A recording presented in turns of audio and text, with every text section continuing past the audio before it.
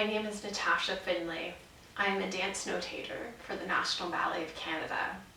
I've also recorded pieces for Les Grands Ballets Canadiens de Montréal, Compagnie Marie Chouinard, Peggy Baker, Paul-André Fortier, and several other contemporary, urban, and traditional Chinese, Indian, and First Nations companies across Canada.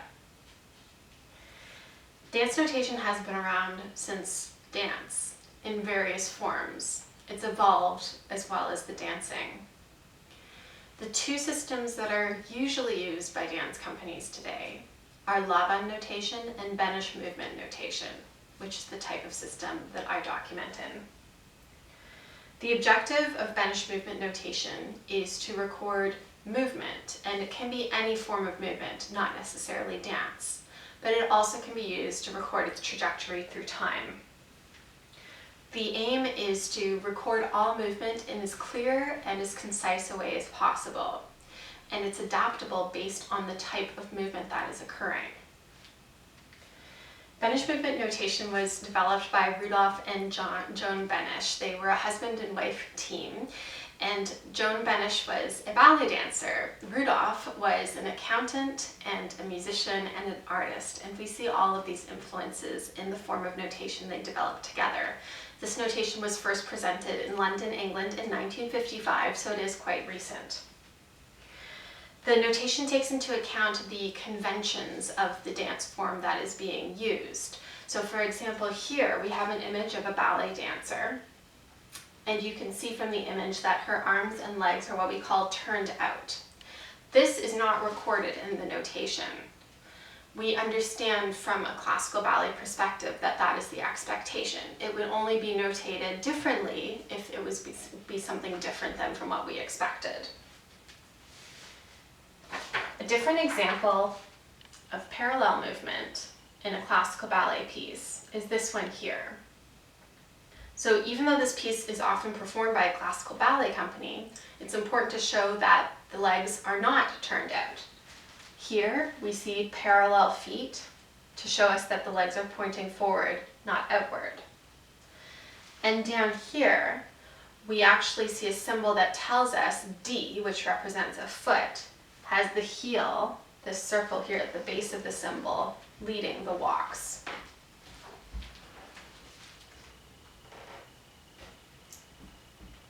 In Benesh Movement Notation, we just notate key frames, sort of snapshot images that provide us with directions for the entire movement. We have information about the timing, which is above. In the staff is the movement itself, and below the staff are directions. When we're reading a staff, we know that the top of the line is the head, shoulders, waist, knees, and feet. Left and right are seen from the perspective of the dancer, so it's not as complicated as watching something from a video where we have to flip the right and left sides. If we have multiple dancers in the piece, they only share a stave if they are doing the same movement. So for example, here, David is doing his own choreography, while Olivia, Jackson, and Jimmy are sharing a staff because they all have the same piece. And then it's organized almost like an orchestral score. It's aligned with the musical bar lines so we can see the coordination between the various dancers.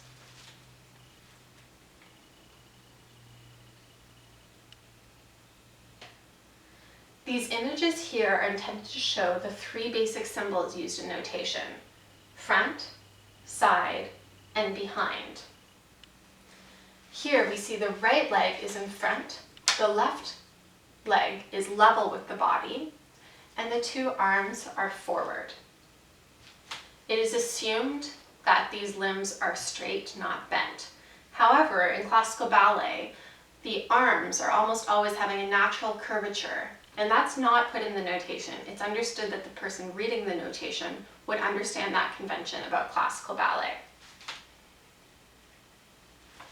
Here, the two arms are level with the body, as are both of the feet.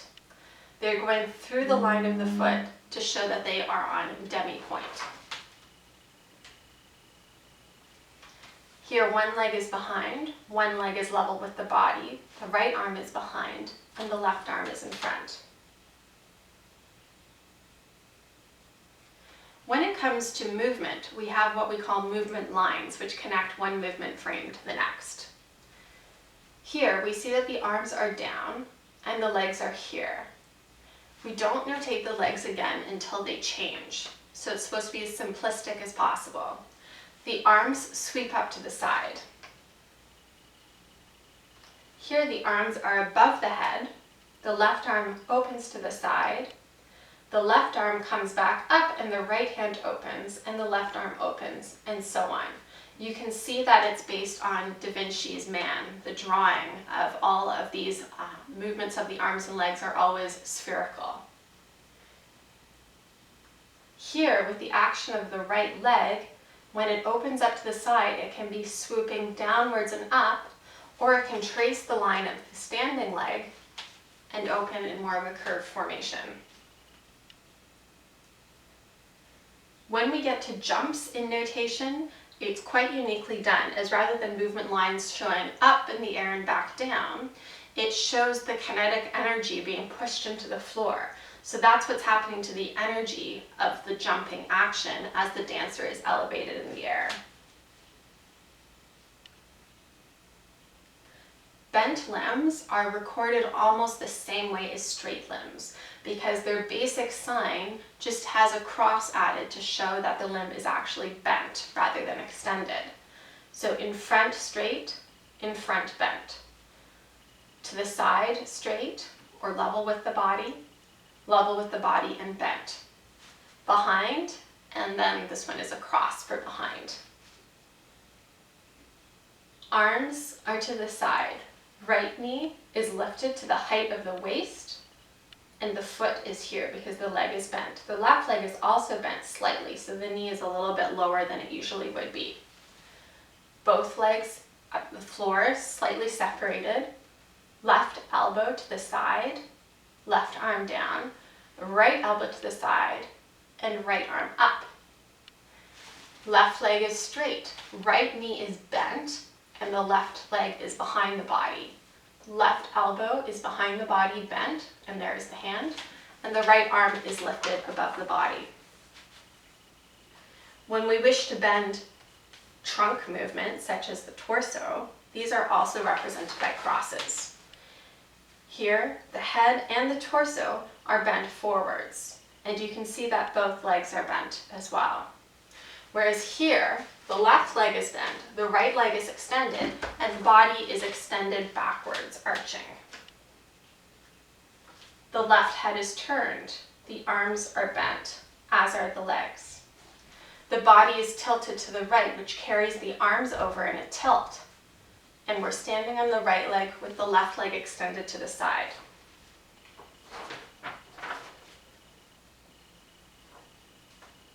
When it comes to rhythm, the notation used in Benesh is quite different from music notation.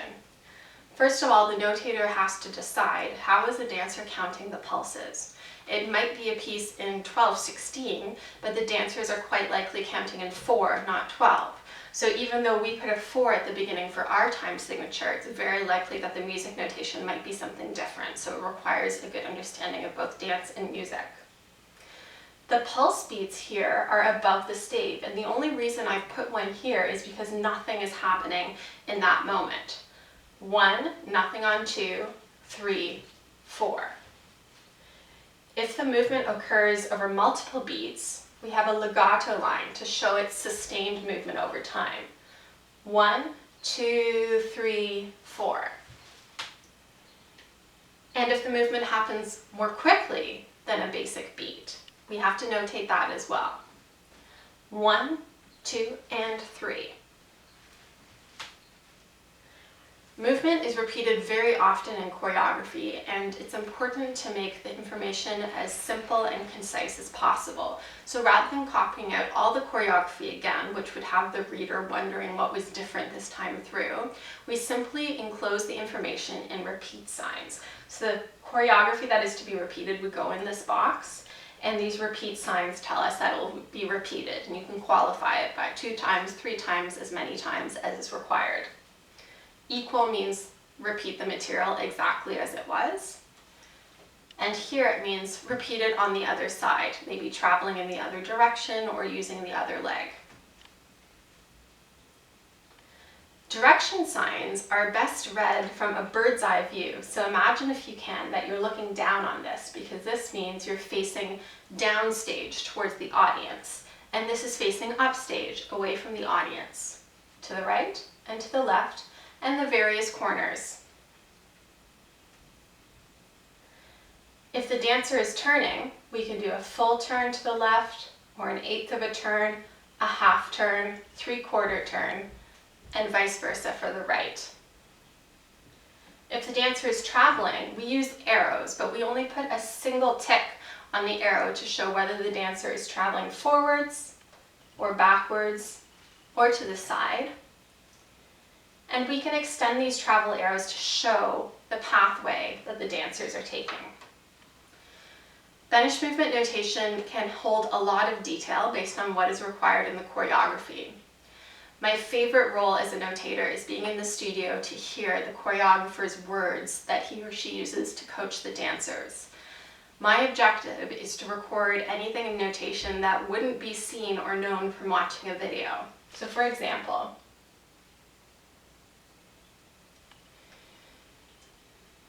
here we have details about the timing of the lights and the curtains. We understand that the reason the dancers are not coordinated exactly on stage is because they can use their own timing, so it might be different with every performance.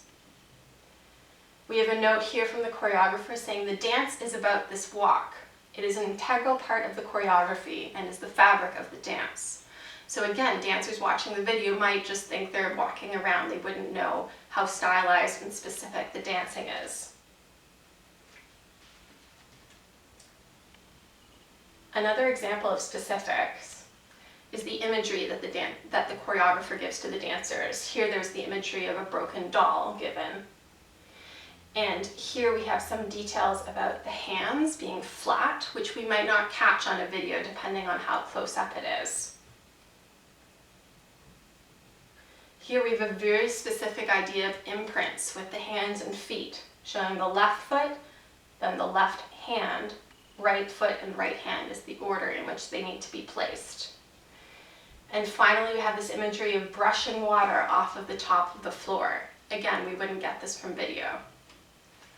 If you'd like to see some more examples of notation and see some behind the scenes looks at what happens in the rehearsal studio, one of my websites is thechoreographerstrust.wordpress.com.